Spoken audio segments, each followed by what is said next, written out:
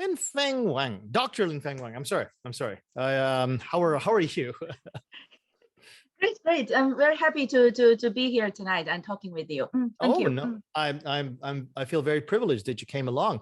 When was it? I think about a little after I did my first ALT Agora for Nicholas and Nate, and I was telling them about how I kind of hoped that we would be able to establish a little bit more of a connection between university level instructors and ALT instructors, which is something that I've been trying to pursue for the last little while, ever since I realized that it would be beneficial for everyone. They told me, oh, the person you want to talk to is Dr. Wang.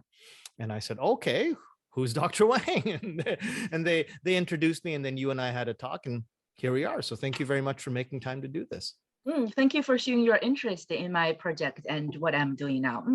I want to talk about that project, actually, what you're doing up there in Fukui, why you've decided to focus on all of this, but maybe a little bit of an introduction, self-introduction for the people who don't know you yet here in OTJtv land.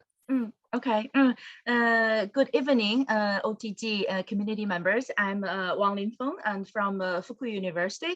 Originally, I'm from mainland China. I've been in Japan for more than 12 years. And I first came to Japan as a foreign student.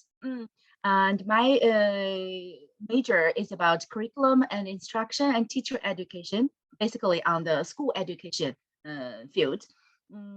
Well, the thing interested me to come to Japan, pursue a PhD study, is that I feel like the university faculty members works very closely with the school teachers in Japan. In China and maybe in other similar countries, the university faculty, they do research. They make up policies, they tell us the theories, and they come up with ideal things in education issues, but not that much closely linked to the classroom level. From the readings I've read about the Japanese education, I found there were many researchers and professors in the university working on the education, especially school education field. They go to visit schools very often, like once a week, 5 times a month. Try to work with the school teachers at the classroom teaching and learning level. They have lesson study meetings. They help the school to do the education reform, how to respond to the new curriculum, guidelines, and these kind of things fascinated me. That's why in the first place, instead of going to Western countries to pursue a degree, I came to Japan. And now I'm exactly the same thing. I go to visit school a lot and talk to school teachers a lot and learning and from them a lot. Yes. It's interesting that you mentioned that. I've never thought about it, to think about it comparatively. And you're the one that's going to have experience with something like that, because you know what it's like in China, and then you come here to Japan thinking, oh, it's so much better than in China. Not much better, just different. So okay, different good or different bad? But that can be discussed in many specific episodes and events. Yes. Okay. The reason to compare is not to find which one is weak, which one is stronger. It's to find how things can be interpreted and figure out a different perspective, different ways. Yes. Okay, then we'll table, as we say, we'll table that for a second. But as I was going to say, one of the reasons why I wanted to talk to you is because of the experience that you've had doing this, and my perception, as naive or as partially ignorant as it might be, is that there isn't enough conversation, there isn't enough communication between university level instructors and K-12 instructors, as we would say in English. But if you're saying that okay, well, you're saying that it's different. It's not necessarily better or worse, and that university instructors actually do make an effort to talk more to ALTs. What would you say are the critiques that you would have if you can point to these things that we do in Japan, which is the university instructors do talk? But coincidentally, I just gave a keynote speech to the ALTs of Nagasaki on Wednesday, and that was following my speech last year to the ALTs of Fukuoka. So you're right, we do that. I just thought that it was just so lacking because of what I perceived in terms of what the other university teachers that I do speak to, even within OTJ, are saying, why don't ALTs do this? Or why, it's a mystery to me about why ALTs do that, or why do school boards do this and why don't school boards do that? What do you perceive might be, at least within the Japanese context, the things that we could improve in terms of that communication if we do have some avenues that we're already pursuing? I don't know if your work is within the teacher education, like you teach student teachers who want to become a teacher at the college level or university level. Mm-hmm.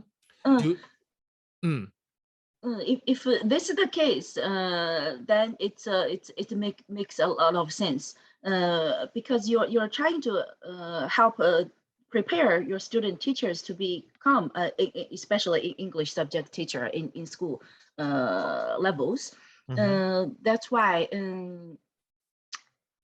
if we're talking about the ALTs, not just the Japanese student teachers, if we are talking about ALTs who want to because most of the ALTs, they don't have the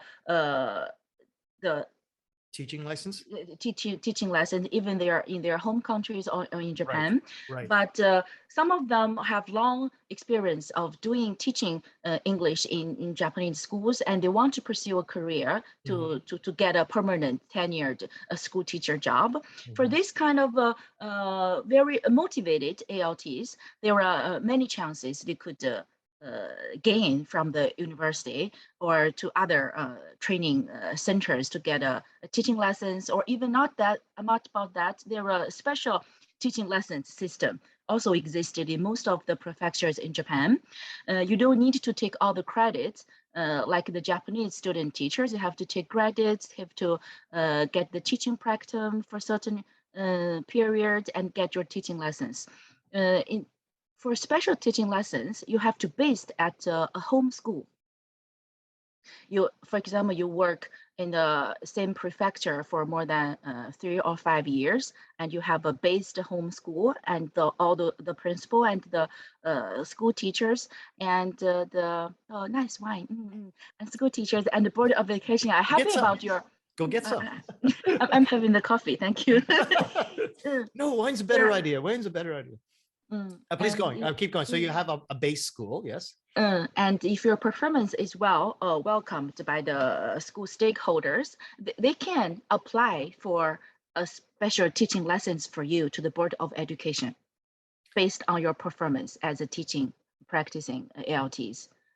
That assumes that particular ALT has at least better than communicative ability in Japanese. They'd have to be able to read documents and write documents, make their reports, have conversations, participate in seminars, all in Japanese, yes?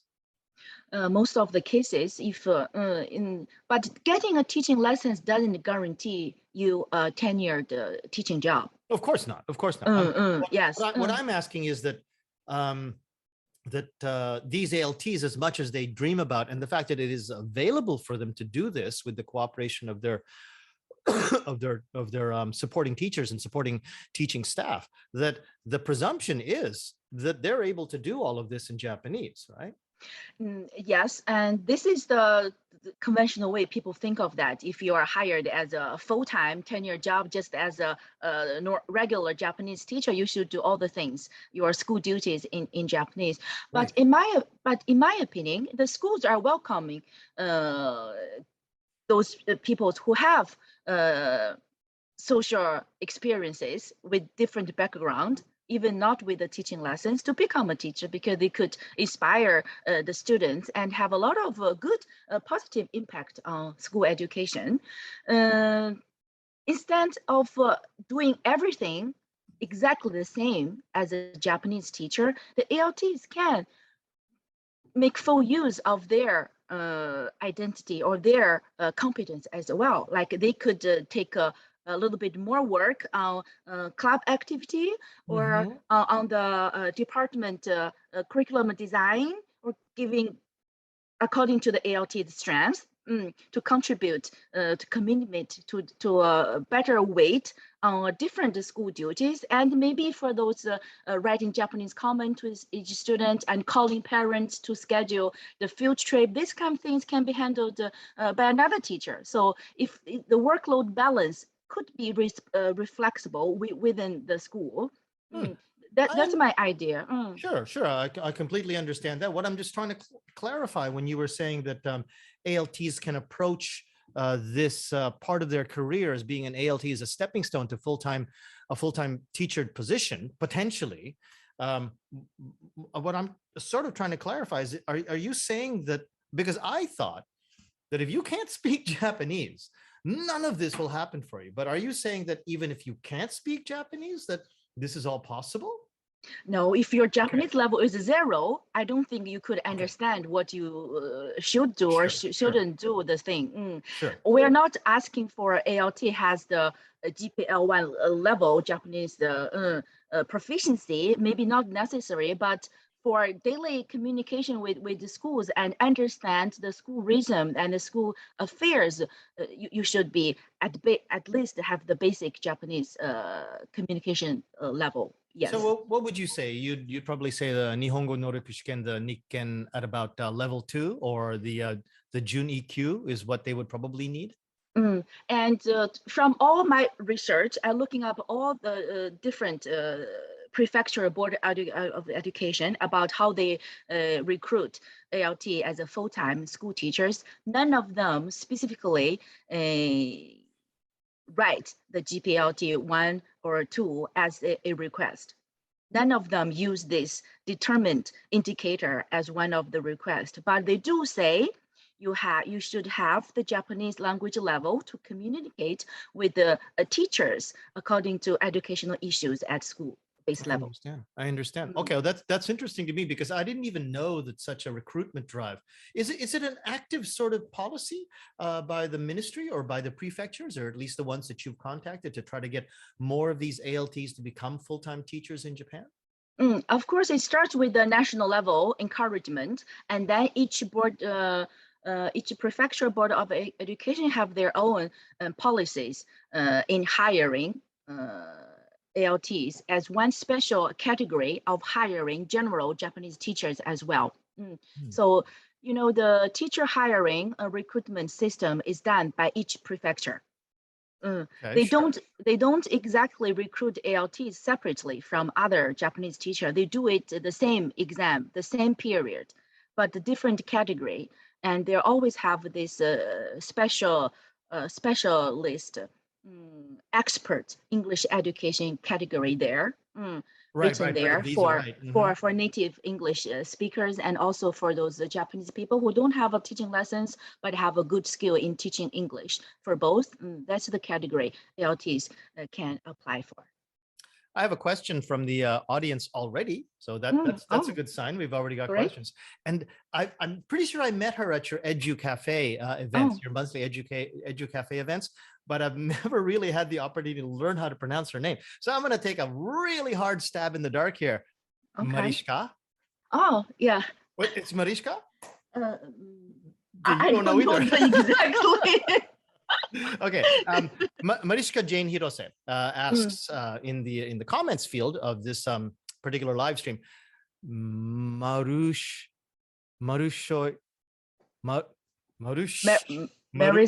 I don't know.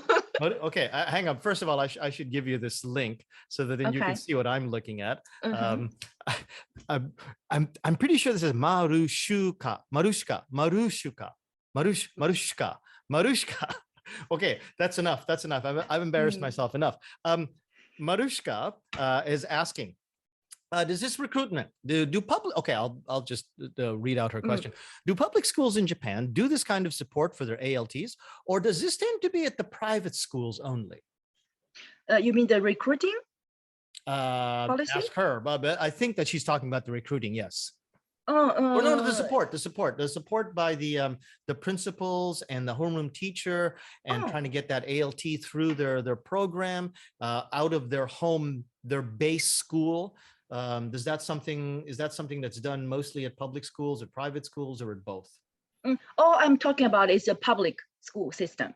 For a private school, you don't need a teaching license or the teacher recruitment hirement by the prefecture board of education. It's a different system. Oh, I'm But talking about the public. if you wanted to hang around in Japan, if you wanted to be a bit more of a mainstay in terms of sending yourself from, let's say, Tokyo to Hiroshima, back to Kagoshima, having that teaching license is probably one of the better ways to ensure that, yes? No, it's the teaching license and the teacher recruitment exam only. It's done separately by each prefecture. Your teaching license in Nagasaki doesn't work in Fukui. Really? Yes. And there's no national level examination where you could say, I'm a teacher in Japan. No. So even if you got your teaching license in Nagasaki, you would have to do the same thing over again in Saga, about 50 kilometers north. Yes, you have to take the exam for the Saga Prefecture Board of Education, because teachers are considered as a government worker in Japan.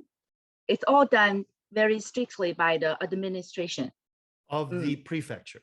Yes, it's not cross prefecture. No. Are these exams very different from each other, or basically if you pass one, you're probably going to be able to pass the other? And most of the student teachers, once they finish their credit in the university level, they can automatically get the teaching license. Okay. But it's very challenging for them to pass the teacher hiring exam. Now, okay, is that a different exam from the one that we were just talking about? Different. Teaching license is just the things you get in a university. The teaching certificate, and then there's the teaching. Wait, there's the teaching. Okay, tell me again. What are these two tests? There's teaching license. Teaching license. There is no test. No test to get a teaching license. Okay. All the credits and teaching practice.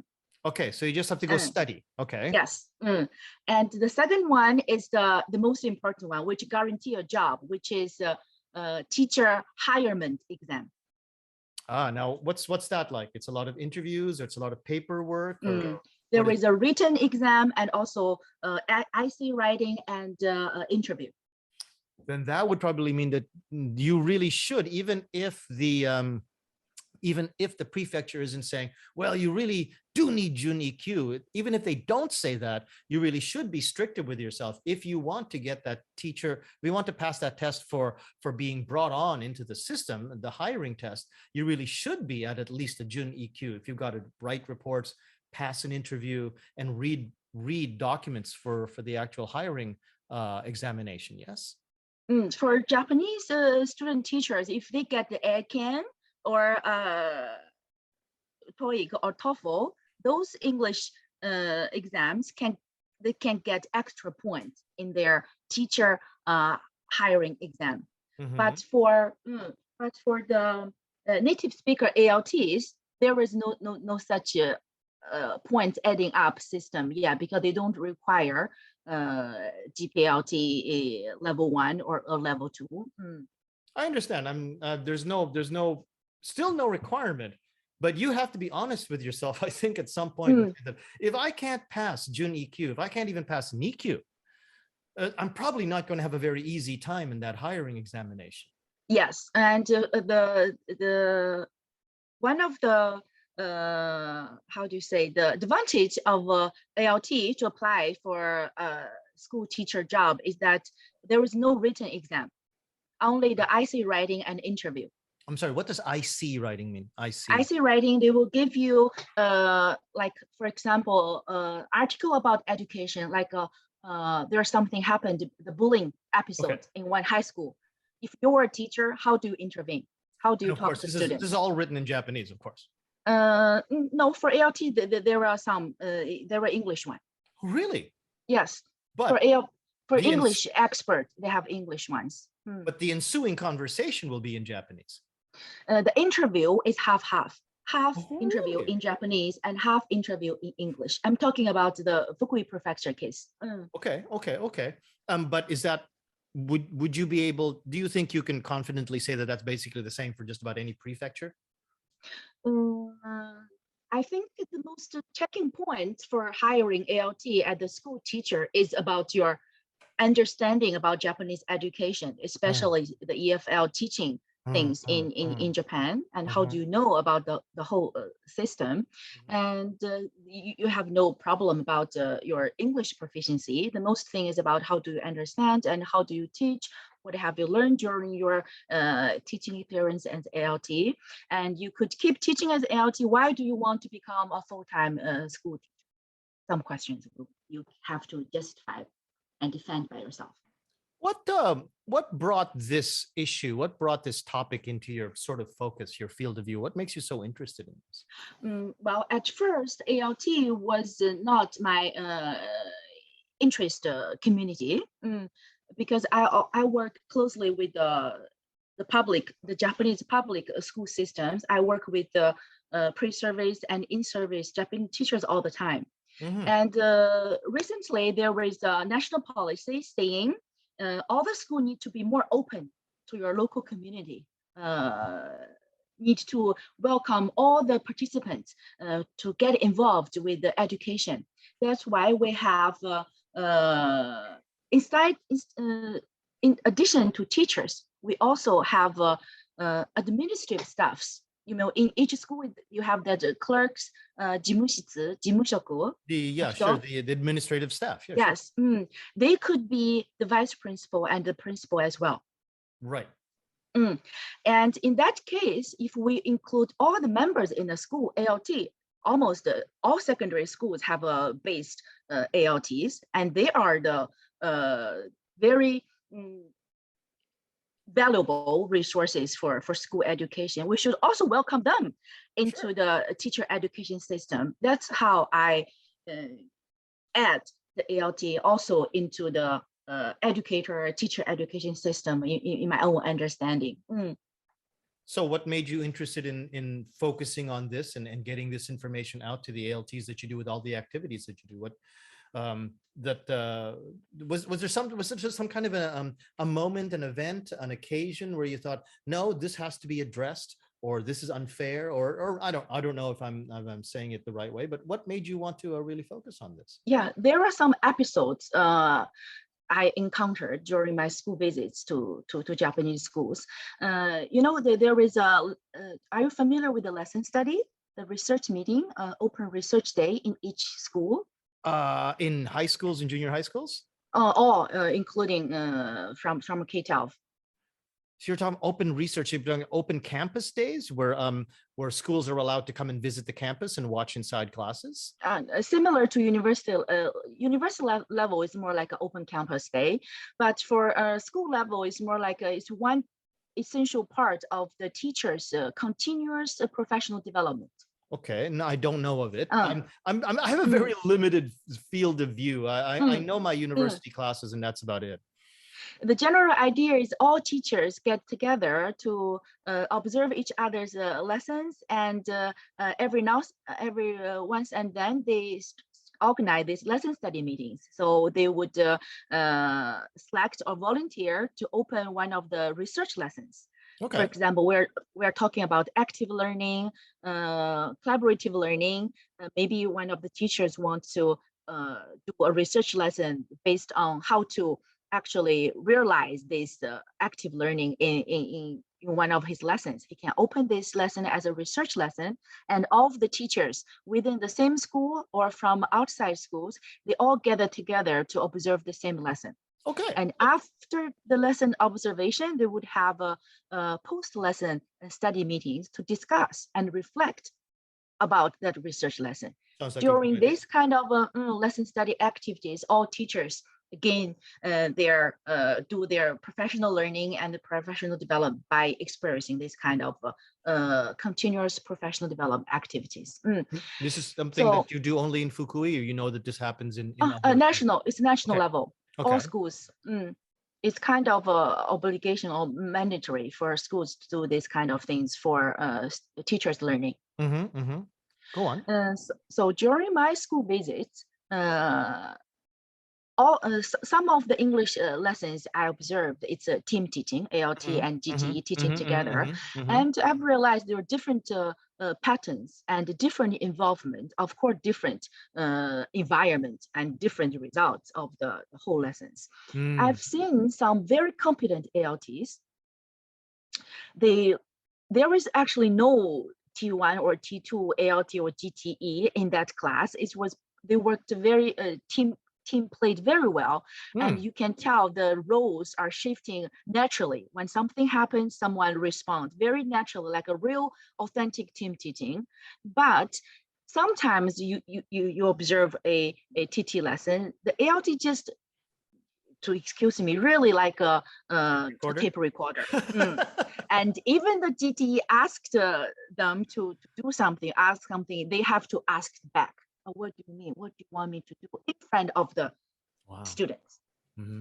That means not much preparations, not much communication, not much commitment to the lesson, not much involvement with the teachers, with the school. Then it's always been one of my questions, like how could this happen? Who will help these people? And when I talk to Japanese teachers, the Japanese teachers are also, some young teachers, they are also facing a very challenging time beginning their career. They also need help. They don't have energy to help. Completely understand, yeah. Then who should help these ALTs? And this is also one of my observations.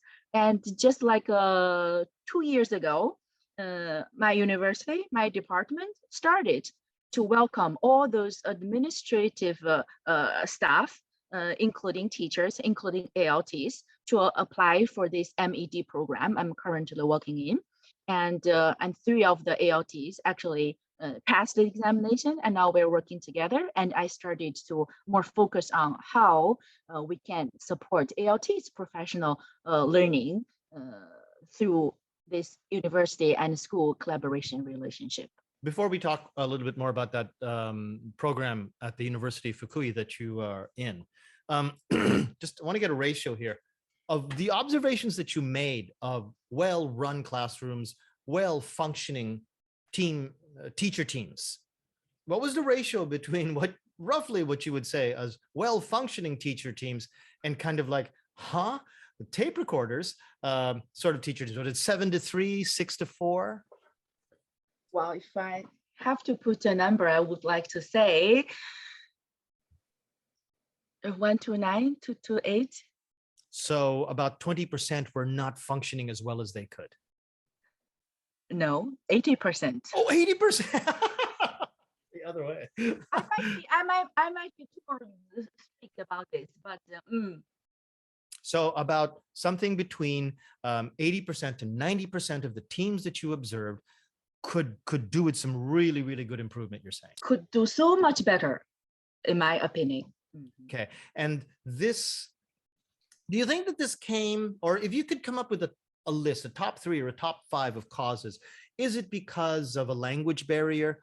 Is it because of an experience barrier? Is it because of, what are the causes that create this lack of cohesion, this lack of communication, these problem situations that you observe? What are the causes that you think? Okay, let's say the top 3. The first one would be the ALT's own identity and own motivation, what he's aiming for.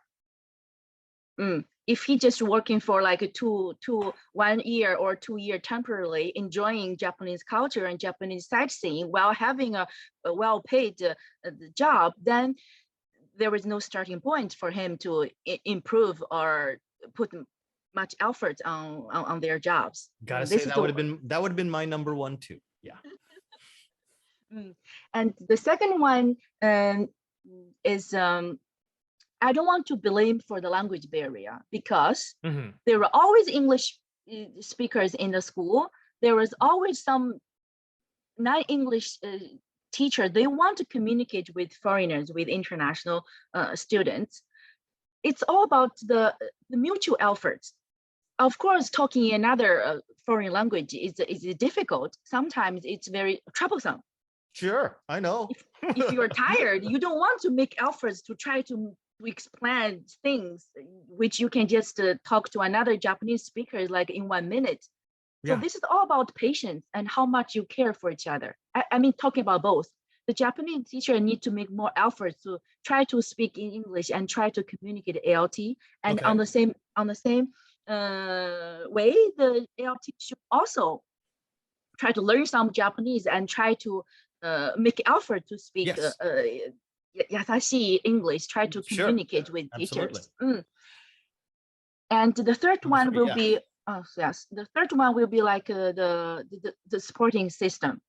In each school, there is a Japanese teacher assigned as the ALT tanto. Like who take care of the ALTs. But this is nothing about the professional learning as a teaching profession. It's more about like, don't make any troubles. Don't cause any troubles for the school. Don't dye your hair. Don't get too intimate with the students. It's more like a trouble controlling management thing. What do you think? Yes, maybe. What do you? Sorry. What? Yes. It's about the problem with Zoom. We have a bit of a lag.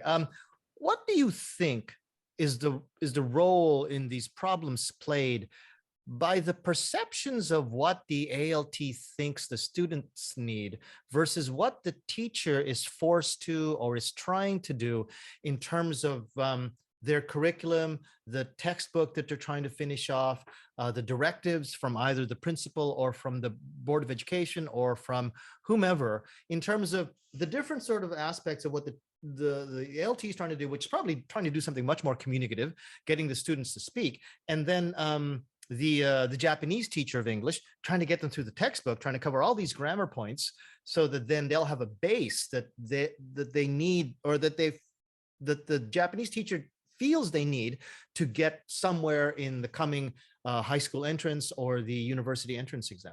That perception about what the classroom is for, do you think that plays a role in the widening gap of communication between the two members of the team?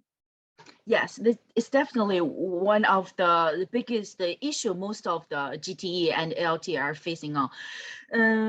Yes, how to have this common mutual visions about your school-based curriculum thing. One of the things is all of the English department once a week, the weekly meeting. I guess most of them are done in Japanese. I would imagine so.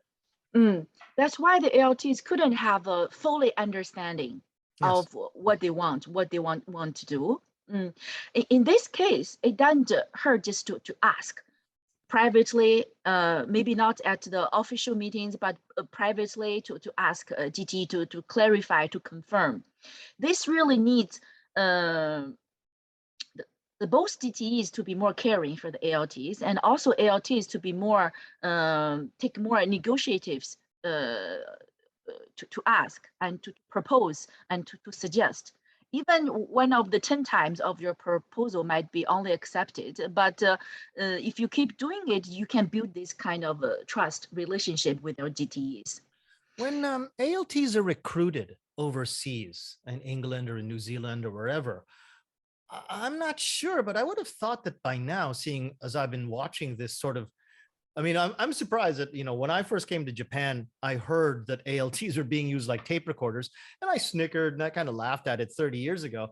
And now I don't know what kind of noises I make when I hear that they're still being used as tape recorders. Probably some kind of cynical sort of stutter in my brain that, what, you're still doing that. So I'm wondering, has there been any change in terms of, because it's still a shock to the ALTs probably when they come and they experience that kind of role that they have to play. When they're recruited, are they actually given an honest assessment of what the situation will be like when they get there? When they get here, I should say. When they were recruited, especially by the JET program, there was no teaching experience. There was no education background required for teaching English in schools. I understand that. I mean, that's actually almost one of the great appeals to becoming an ALT or a JET is that, oh, really? I can do it without any teaching experience? Wow, that's great. Then I can get some teaching experience in Japan and then come back to Canada and I can finish my teaching license in Canada. Plus maybe, I understand that. That's one of the great appeals to it. But in return, when they are recruited, are they told, well, you know, Japanese kids don't really speak as much English as you might imagine. And it's highly likely that your Japanese team teacher probably doesn't speak that much English. And now let me tell you about the natural sort of high school Japanese curriculum as when it comes to English.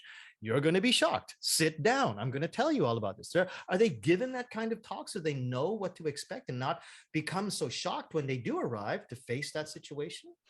Well, imagination, and even we can also imagine the Asian kids are very shy and they don't like to talk. We all kind of imagine this kind of situation, but once you really start it as teaching, it's different thing because they are actually in front of you and you have to stay with them and work with them all the day. I think it's different. All those things you can just gain and think about it once it really happens to you. That's why we always say teaching is a profession like experiences, especially years of experiences. It's very important for teachers' professional learning. Yes, those concerns and those realities, it might be mentioned softly and gently at the orientation of all the JET ALTs, but they can only know how real it is when they step in a real classroom. What do you suggest if let's say, I don't know, you met somebody on your campus and it turned out that they were an ALT and they start telling you the sob story about like, oh, I can't believe I have to do this in my classroom. What would you give them as I mean, apart from telling, well, why don't you enroll in my department? Apart from that, I mean, what kind of advice would you give them in terms of how to approach the situation, how to make it better for them? Communication. What else would you recommend? Mm, yes, the other day I was talking to another international researcher based in Japan. He was talking to me, and I agree with his interpretation about everything can be laid down in the problem of communication. And in Japanese style, how to build the relationship and how to communicate with each other is more like so to two Japanese people, when you start to communicate with each other, there will automatically multi-layers, maybe up to 100, 1,000 layers of words between you and me. So every time we talk, everything we do, we work, we experience together, maybe one episode can remove one of the words. And you have to keep working together, keep talking to each other to remove the barrier, the walls automatically or human-made setup between you. But for me, like a Chinese, and I guess it's common to other European countries as well, like you and me, we start from no walls, no barriers at all. Then when we talk, when we deal with each other, we betray something unhappy happened, so we start to set up walls between us. This is a two different communication style. So for me, if you are ALT and want to pursue a teaching profession in schools, and you want to work more closely with your school teachers and get more engaged with your school issues, I would strongly recommend you to express yourself and take the initiatives to start to talk, to communicate, not just privately, both privately, formal and informal, and both private and working space. Just to keep trying. Of course, you may get rejected, right, or misunderstood, right, or not being totally understood by others, or right. doesn't make any sense to the people around you. It might happen and it will happen, but there will always someone, if you keep trying, there's always someone you can find and you can talk to. I would also imagine that if I was asked that question, that I would give them a little bit of a warning that it is very easy to fall into the trap of cynicism, where you say, well, look, I tried and they're not listening to me, and I get paid no matter what I do. So I'm going to turn out I should say, I'm going to turn into one of those 80% or 90% of ALTs who are just here for their job. I'll punch the clock. I'll do my tape recorder gig. And that would be, it would be a shame if someone who first wanted to actually communicate, but got into that cynical frame of mind, ended up there. It's something that you do want to avoid. And I think that's what you're trying to establish with a bit more of with a bit more effort in around Fukui, right? That's also the reason why I start this online platform for both GTEs and even the homeroom teachers to have this chance to talk with ALTs. They may from different schools, may from different prefecture. That's make them equal and they can talk freely in groups. That's the main reason of the monthly Wednesday Edu Cafe.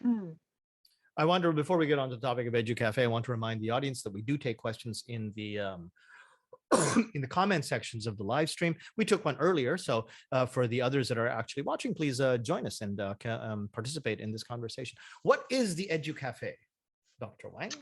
The Edu Cafe, we had the first meeting at the January of 2020, which yes, it's take places every month online. Now it's been 23 times already. And 23. Yeah, already 23 times. Yeah. Wow. Okay. Hang on just a second here. I've just got to turn that off. So 2 years, basically. Yeah. Wow, great. Yeah. I've participated in a couple of them. They're very well run. Thank you. Do you find that well, what is the ratio? Actually, I just say it, ask it directly. What is the ratio between the non-Japanese participants and the Japanese participants? Well, I haven't read the data about that, but we do have a Google form for every time there was a meeting. I would post it on Facebook groups. And those people who are interested in it, they could fill out the Google form, and I will send them the newsletter and the Zoom link for the next meeting. Right now, we have up to 250 people filled out the Google form. And about how many people show up every month? Every month, it really depends on the topic. So each month we have a topic, and we invite speaker to speak first and read some questions, and we get into breakout room to discuss about it and come back and do general sharing. It depends on the topic. Yes, the participants really, the numbers of the participants varies a little bit. I remember the most participants we had maybe up to 40 at one time. Wow. 40. Well, can I ask what the topic was that night?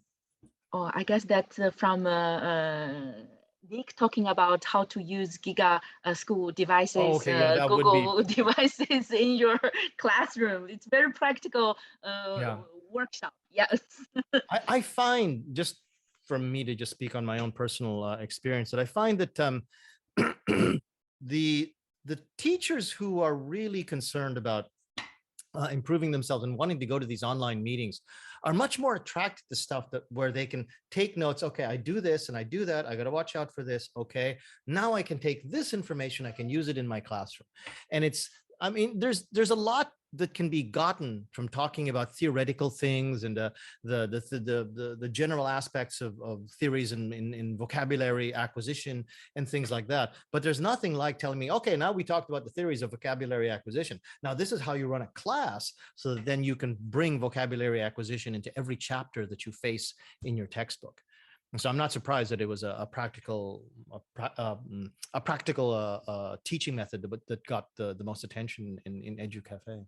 But as a teacher educator, I don't like the trend like only practical hands-on activity workshop can attract the audience. I want the ALTs just the same as DTEs as educator to be always like a reflective practitioner. Absolutely. They reflect, keep thinking about their practice and be reflective. Only by this way you can get independent and can be an active learner as a teacher by yourself.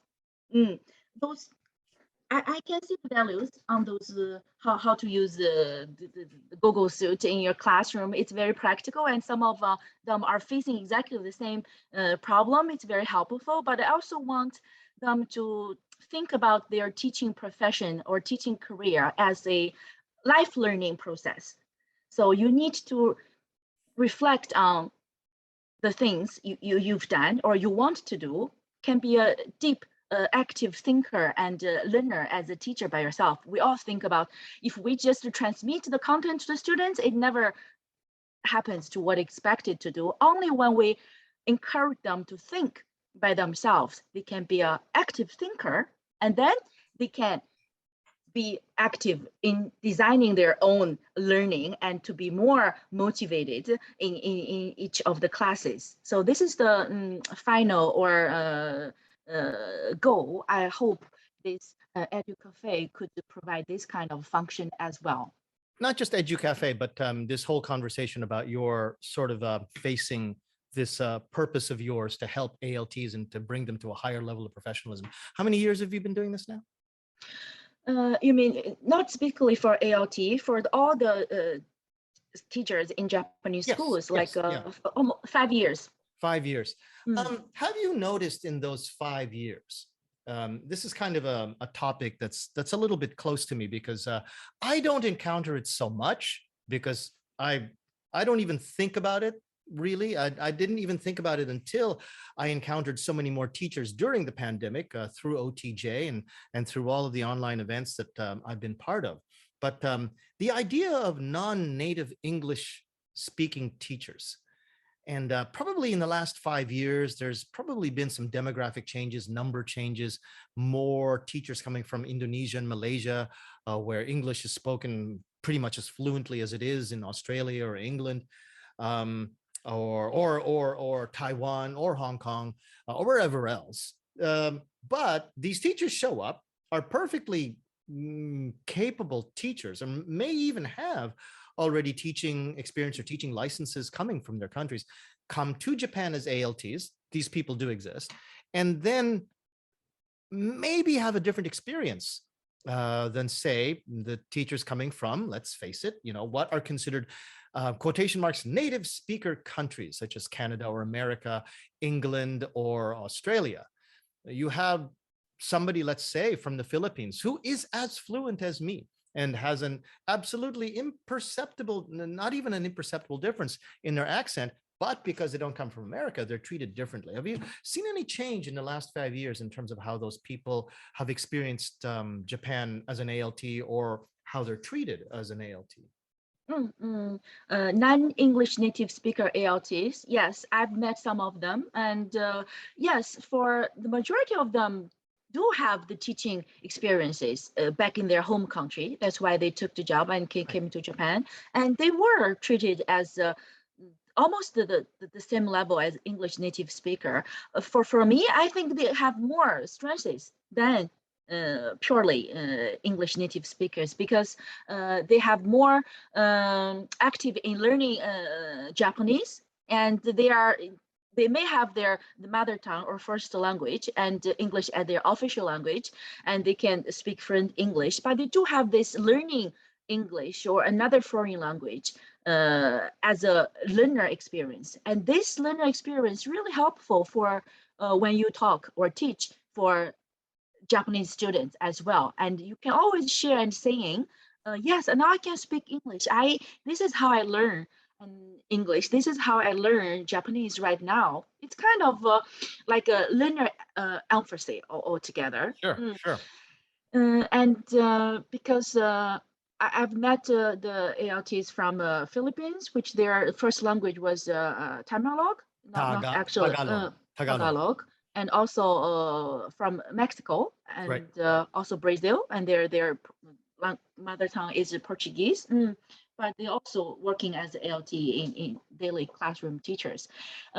This different accent of the variety of the English, for me, is also a good influence for the learners. Like, you don't need to be perfect. It's fine to have Japanese accent English, and my English has a mixed in the Chinese accent and Portuguese accent, even some Japanese accent. It's fine. Yeah, as long as we can, communicate is fine. So we don't try to ask our students, oh, we need to speak perfectly in American accent, English accent. There's no way.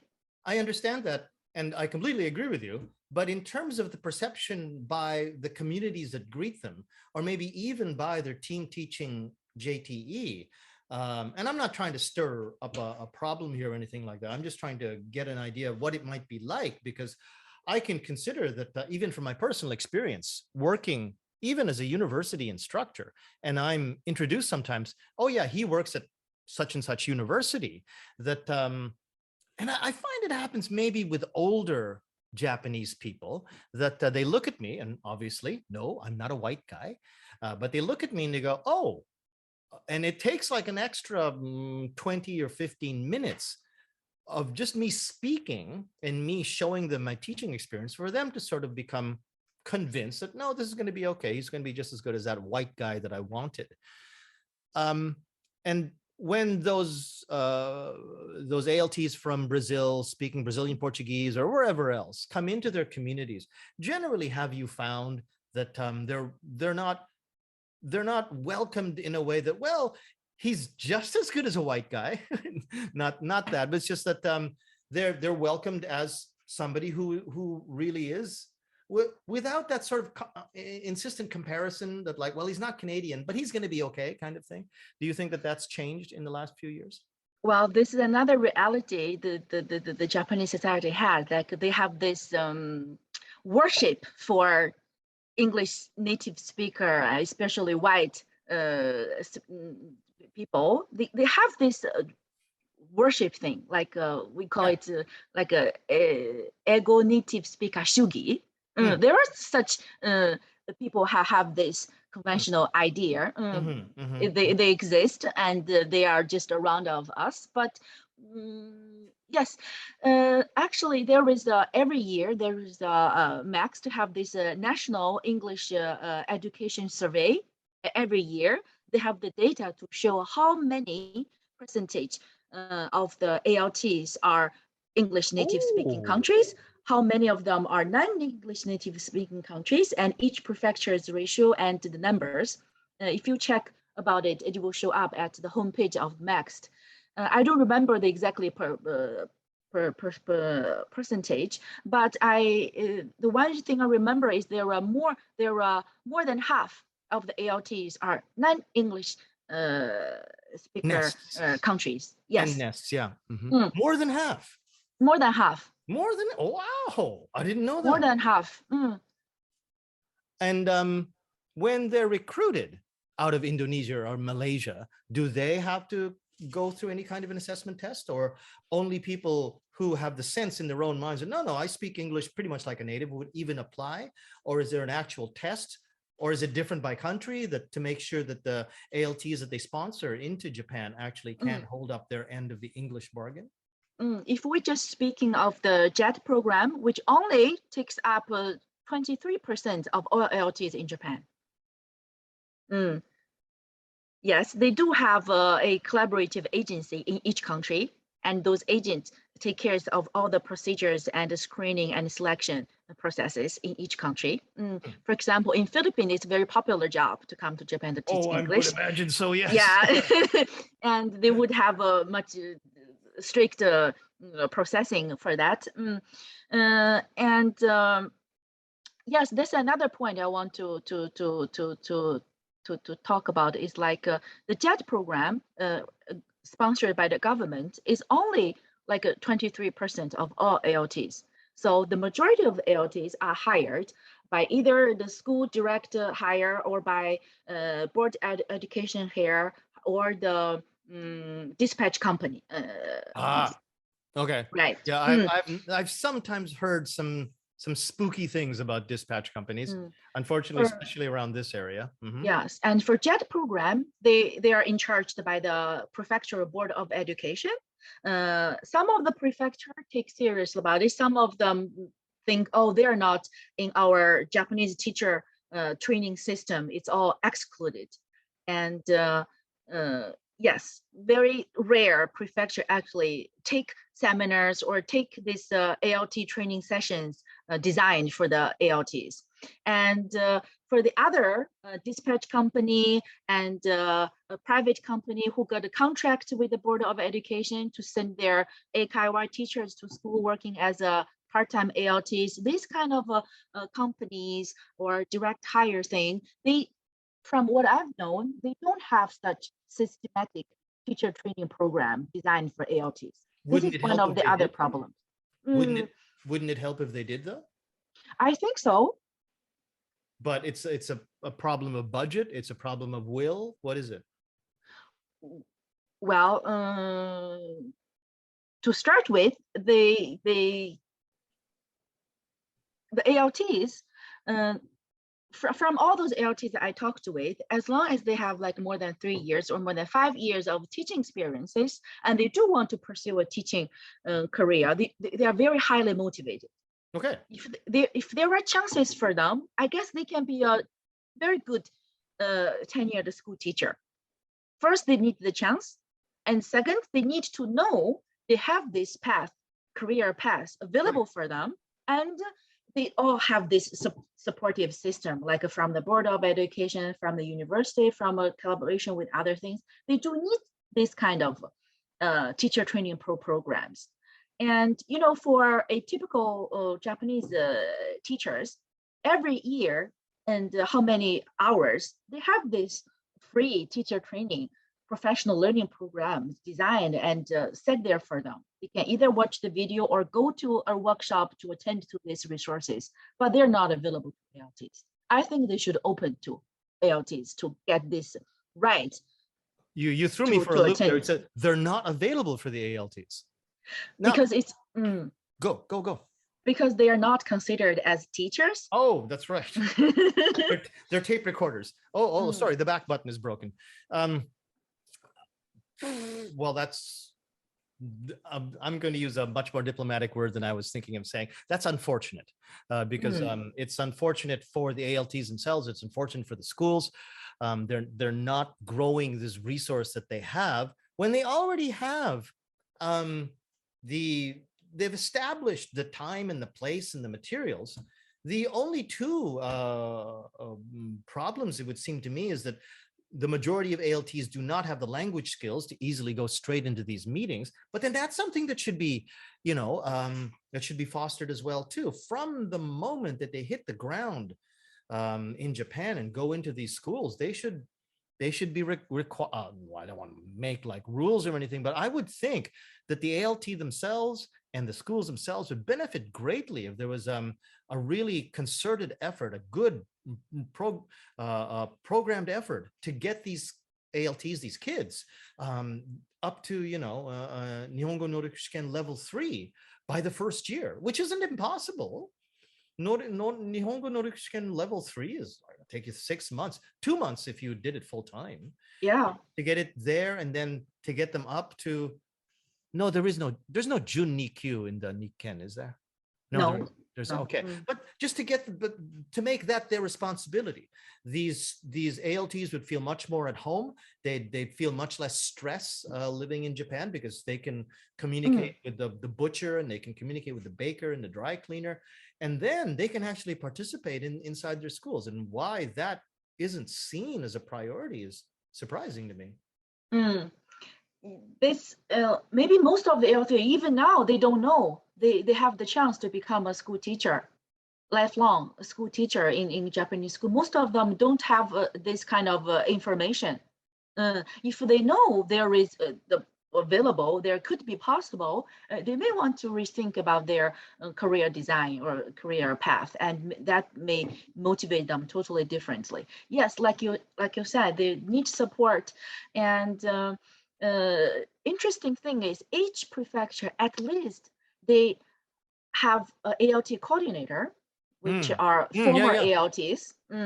And for that position, for that post, they are supposed to, design and plan some professional training sessions or menus for the ALTs. But most of their job is another take care of the troublemakers.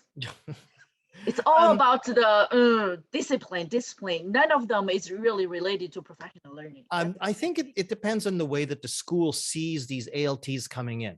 If they're in their minds, and maybe it's their experience that, I'll remember the kid who all he ever wanted to do was go surfing, and he'd skip out on class and stuff. And I think everybody who comes in after that is going to be like that. And so their antenna are up for problems like that. And they want to head them off.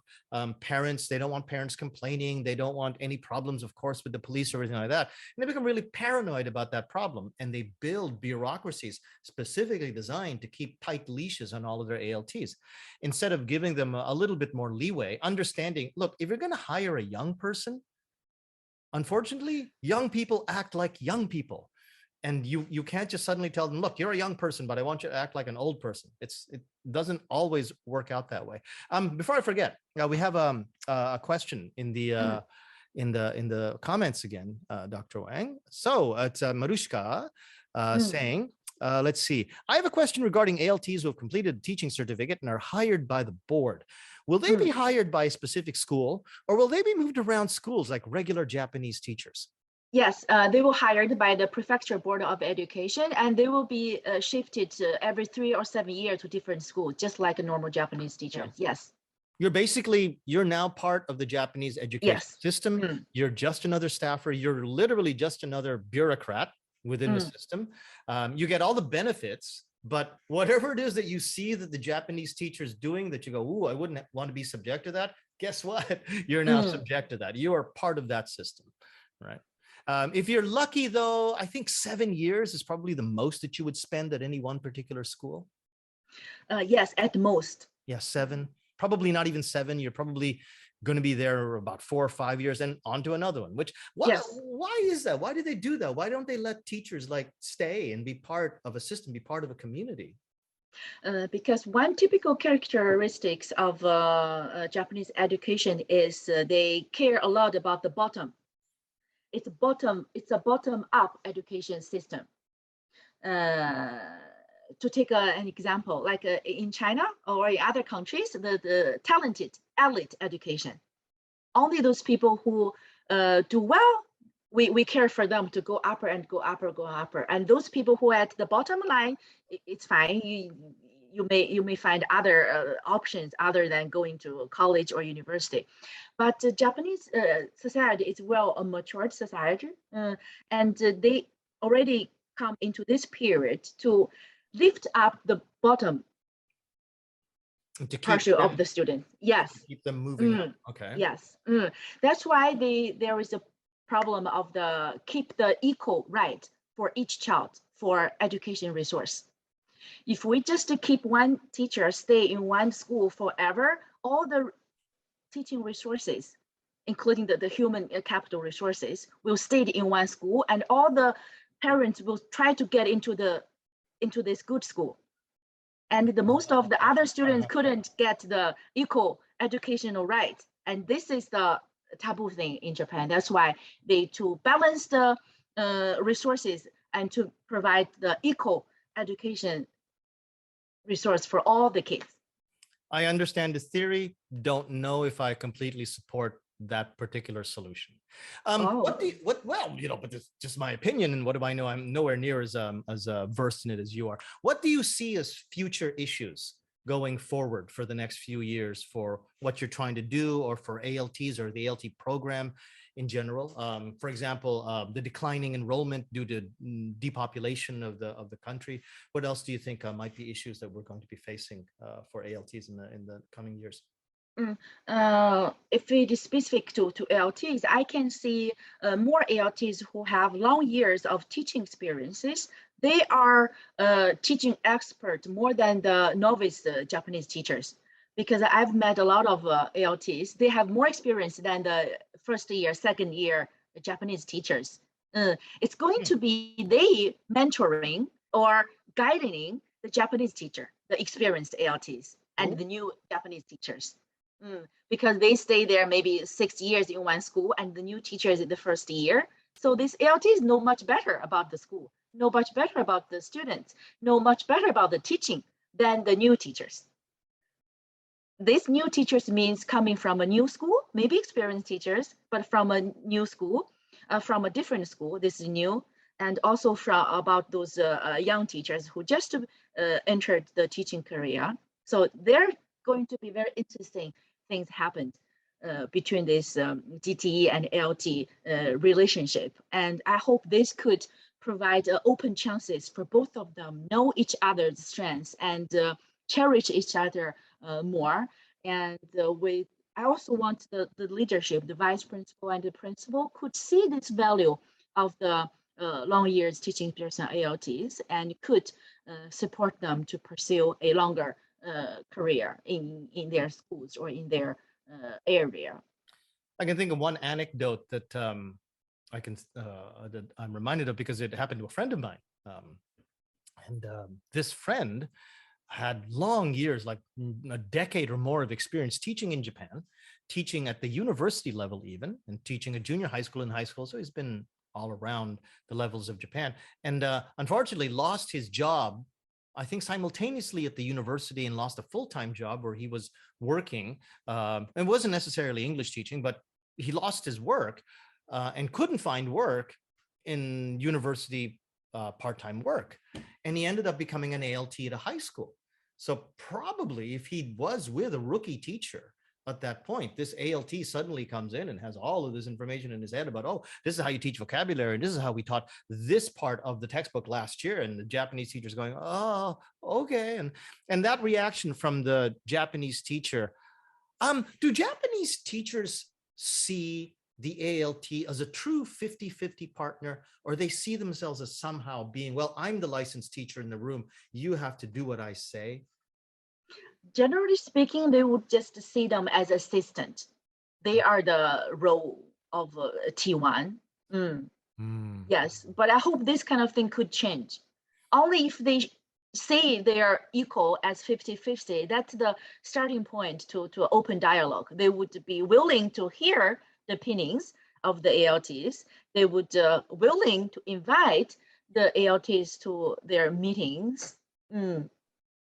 I don't know if Elizabeth is asking this as a rhetorical question, but the latest comment that we have in the comments thread is that, I'm paraphrasing a bit, ALTs ought to be supported. They're a precious resource. How do we get the BOEs to recognize this human resource? So this one specifically is what do we do to get the BOEs to sort of bring up their antenna a bit more and pay a little more attention to the issues that you're talking about? I would like to say or encourage those well-motivated and competent ALTs to make their voices louder and to make them voices heard by school teachers, by the Board of Education. To start with that, to influence your GTEs, because they are the people who might have more chances to talk to the principal, to the administrators, to the Board of Education. Just to keep trying your best to do a good teaching, care for the students, care for the teachers, and also care for the school. As long as your good performance being recognized, the word just spread. The first thing is take initiatives and make people know what you are doing, what you are trying, and make people see your efforts. That's why to make yourself heard and to make yourself seen by other people. This is the first step. We, was it May? I think it was May. We had an episode of OTJtv with Emily Chung, and she is an ALT out there in Niigata. And I think one other area that needs to be addressed, and I would like to address it, and if I can do something with OTJtv to address it, if you can give me any help with it, Dr. Wang, that would be great. But it's to increase the amount of discussion between especially the high school ALTs or the high school jets, the ones who were preparing their students, not just to pass an exam, but to go on, especially the motivated students, to go on and go into university classes, to tell them what's expected, to tell them what they should be doing to further their true studies, not just the studies for their tests. And then for the university teachers to not take such a shall I say, a condescending look at what ALTs do and try to see them as partners in the effort to actually get more education eventually to these kids. I think the time that I watched that episode with Emily Chung was that I didn't see enough of a clear sort of communication and a team feeling between the university teachers and the ALTs themselves. And of course, the ALTs weren't that well represented, but it sure seemed to me that the university teachers who were trying to say something did not seem to be saying it from a base of true knowledge about what was happening for ALTs in their schools. And I would like to see some kind of increase in that communication. However, it might come if people do have suggestions. If you have suggestions to me how we can use OTJtv to do that from the audience, if you have suggestions for us, please either message me or put it down there in the comments. I think that's something that we need to do. It's just a very first step. The one easy thing we can do is just start talking to each other more, eh? I do have one specific suggestion about how to create these dialogues between university teachers and also school teachers. Please. One of the potential things we can do is that we should, including ALTs, we should all go to the conference a lot. The conference, I mean, like the JASIT, the National Japanese University English Teacher College Community. And also the National English Education Conference.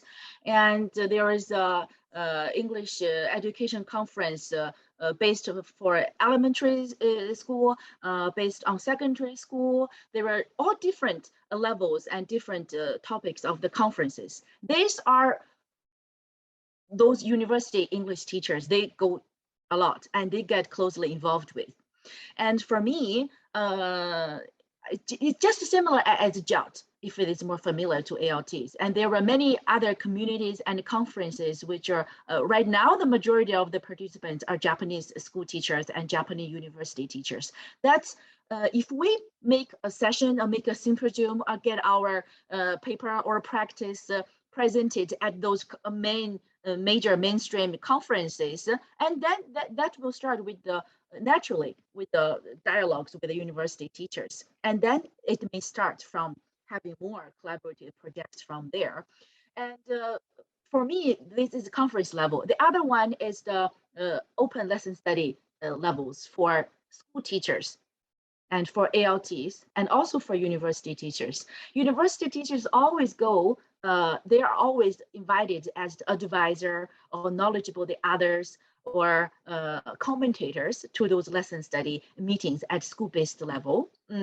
So if you're ALT for A school, I can encourage you to go to B school to attend their lesson study meetings. And in that meetings, you could meet people from Board of Education, people from the university. They always there. The things I don't see much is the ALTs participate in these English education conferences in Japan. They don't go to these open school research meetings often like Japanese teachers do. That's why they lose this part of connections. One thing that I have thought about and I have discussed with my good friend Adam Jenkins, who has left a couple of comments in the comment thread, is that, hey, why don't we make such a conference? I know that because I've attended and I've given keynote speeches at the SDC conferences that occur every winter for all of the different prefectures, but because they hold them all at the same time, and they're all specifically designed to be held for that particular prefecture's ALTs, it's hard to come together in kind of a national conference. But what Adam and I have done with the, if I might speak a little bit proudly, with the OTJ summer sessions, is that we may do with what we have with online conferencing and online event systems like this, and then Adam's skill at creating a really easy to use website for the scheduling. We would like to offer that to people like Nicholas and Nate at ALT Agora, or yourself, if you'd like to consider maybe that's something that you'd be interested in. We have always thought that this would be a really good way to get that kind of communication that I was just talking about. And before I forget too, For the ALTs that are listening to this, or maybe in later recordings, OTJ, yes, it's about online teaching, but we also have OTJ off topic, where we can talk about all kinds of other topics. And you don't have to be a university instructor to actually post anything in there. You can talk about, hey, I'm an ALT and I'm encountering this problem. What can anyone suggest to me? And moreover, not just ask the questions, but feel brave enough to say that, oh, somebody wrote about this problem. Well, I have a bit of a suggestion. Don't immediately pull yourself back and say, oh yeah, but they're all university teachers and I'm just an ALT. Strike that thought from your mind. I'm just an ALT. You're a human being and you have a suggestion. Yeah, maybe some people will read it and some people will not. But first of all, for the ALTs that do want to become who want to reach a higher level of professionalism, one of the things that you're going to have to do as a professional is to, as you said, Dr. Wang, is to start stepping up and expressing yourself. And you have to have a little bit of courage. You got to squeeze a little bit of courage to actually get in there and actually type your thoughts. So in OTJ proper, in OTJ off topic, and then I hope Adam and I can find people who know more about what is necessary to this issue than just he and I, such as other ALTs, to come up with a national conference that we can do, maybe even online, in the same way that we did the OTJ summer sessions.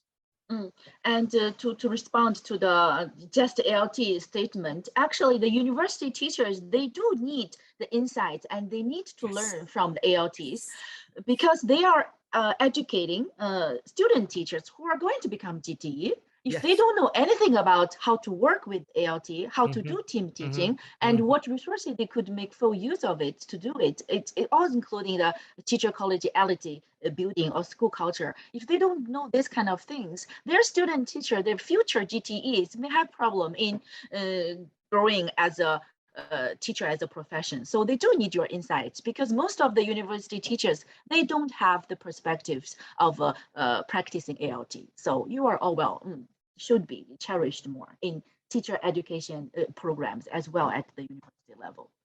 Going back to what we were talking about with those open school lessons at schools, Mariuszka has another good question. Would ALTs be allowed into those?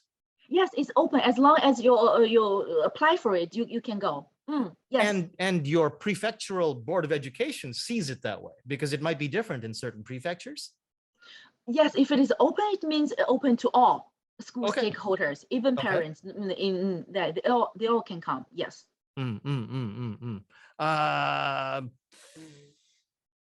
I think there are a lot of issues that we raised tonight. And this conversation probably is going to be ongoing. I hope that maybe you can come back at some point, Dr. Wang, and fill us in, especially too. I wanted, or maybe you want to, I don't know if you want to say anything about this. I had only recently heard, just goes to show you how ignorant I am about this, but it's because I'm so wrapped up in my world as a university instructor, that the ministry launched a reform probably back around 2019. They'd been planning this in 2019 and then launched it in 2020 to get it ready into 2021, which is a reform of the entire education system towards more critical thinking, especially in English education, to get away from, to get a little bit away from grammar translation, and to get students to think a little bit more critically and creatively, and to have the tests reflect that. I didn't even know that was happening. And, you know, when university teachers themselves don't know that their students are being trained under this, the stuff that we might be teaching when it comes to creative thinking and stuff like that might be outmoded by the time we get students 2 or 3 years down the road. Did you want to say anything about that? Or yeah, that's exactly the reason why we need to connect with the school teachers. The educational reform you mentioned, I guess it's for high school, because from next year, all the textbooks and the national curriculum for high school will be changed to the new revised one. And this year, the junior high school had changed their textbook and started to implement the new revised curriculum. And 2 years ago, it happened to elementary schools. So the next year will be the high school. Yes, yes, this kind of educational reform, and what kind of your students having this long years of English experience brought to them. Yes, the university teacher also needs to know what happened at the school levels. There's another necessity for us to connecting with each other. Yes. I think there's a general prejudice. I'm going to risk this and saying there's a general prejudice among university teachers thinking that the high schools and their need to get these kids ready for the center test and for a lot of other tests that they have work at odds with what we're trying to do in the university, and thus creates that kind of cynical outlook on what is happening by the JTEs and perhaps unwittingly or involuntarily by the ALTs in high schools. And we have to break through that barrier. We can't just keep like going, oh, you guys do what you want because I don't like what you're doing. That attitude isn't going to help anybody. And also for English, for university English learning things, I guess there is another reform going on in most of the Japanese public university. Is that I guess they're going to emphasize on the credits and about the English courses for general students. Like each university might start or establish their own proficiency level English test for non-English major graduates. If they want to graduate, they have to pass this English proficiency level standards designed by the university. Otherwise, they cannot graduate. That's another motives they could add more weight on the English learning, even for college students. Because I realized that if they're not majored in English or don't like English, the university college English courses, to them, they really don't make full use of them. I agree. And again, this is probably my cynical side coming out, but like when I hear that, oh, universities are going to be putting in a requirement that students have to actually be able to become communicative before they can graduate, I've been hearing for what, 10 or at least 5 years now that, oh yeah, eventually TOEIC is going to have a speaking test. And it does, but nobody takes it. And it's not required by companies or universities for their students to do that. Now, if they're going to put in their own separate assessment system, why do they do that? I mean, my university has already got TOEIC posters all over the hallways, but they don't encourage the students to actually take the speaking section of the TOEIC. They just tell them to go take the normal TOEIC, the TOEIC IP. And because why? Because the companies don't ask for students to actually have real speaking skills. So I think it's a step in the right direction. It's not a step in a bad direction to talk that way, but I've seen a lot of empty, shall I say, a lot of empty talk. And until I see some real challenges by university administrations to really get their kids to say, listen, pull up your socks, learn how to speak this language, or we won't graduate you. It's pretty empty, because I know that the decades of tradition of Japanese universities of doing absolutely everything that they have to make sure he, as bad a student as he is, actually graduates, and the pressure that they put on teachers like me, come on, graduate him, it's okay, graduate him. That's not going to disappear overnight, whether there's now suddenly a requirement to get these kids to speak English. And that's the cynical side of me. But I think I want to definitely thank you. I've definitely learned a lot tonight. And I think a lot of people have too. Adam and I want to, because we've been trying to pursue this for a past year, literally, is to get a conference, something like this for ALTs. And now that I've made a few more connections, I'm going to use them. I know that he and I have been able to succeed at creating an entire 1 week conference. And if I can get that kind of help, maybe I might, would it be all right if I came to you someday in the future, if we could put something like that together? Great. Just to make sure you don't limit it to ALTs, ask them to invite their, to get more people involved. I would get them to be involved, and they would be the centerpiece, and it would be specifically for them. But yes, we would get, I know at least 2 or 3 teachers who specialize in teacher training. And maybe to have them do something, maybe get university teachers say, well, this is what I do in university, maybe create some roundtable discussions. We tried to do that a little bit at the OTJSS, and we had some limited success, but maybe something that was specific for that, but not limited to that, I think would be really interesting. Yes, and for those existing conference, we can also organize a special session for OGG or for ALT sessions, and just to get our voice heard by most of the university teachers and other researchers and Board of Education administrators. There are many channels. Yes, we could work together. So let's look for avenues to do that. Thank you for tonight. This is a fascinating conversation. Thank you. Even though you told me you came right out of a meeting immediately into this. Yes. Yes. You're full of energy. That's fantastic. And I feel bad drinking wine in front of you. You're drinking coffee, trying to stay awake. No, that's our normal rhythm. Yes, no problem. Okay, well, thank you very much. I have a couple of announcements before you go. Number one, I have been talking to people, and I think I'm going to move OTJtv come the new year from Thursday nights to Saturday mornings. We're going to be doing this now on Saturday mornings at 10 a.m. And we already have a bunch of really interesting people lined up. And one of them is Dr. Charles Brown, who will be talking about a couple of his textbooks and his NGSL. And we'll be talking about creative thinking and some issues in education. Lisa Hunsberger is going to be here. Kelly Cargos is going to be here. And Sachiko and I are going to be doing our thing in January as well too. So we've got a really good lineup coming in, and we're going to be moving OTJtv from Thursday evenings to Saturday mornings, starting the first, and it'll be the first show in January will actually be the second Saturday. We're going to the second and the fourth Saturday of the month now. And there, of course, is the coming of winter. That is my kerosene heater, everybody. And I was trying to remember which Elvis song this is, but which Elvis song is this? Forget. But anyway, everybody knows that tune. Maybe you don't, but a lot of other people. Thank you very much. Thank you. Okay, have a good night. Have a good night. Thank you. Thanks a lot.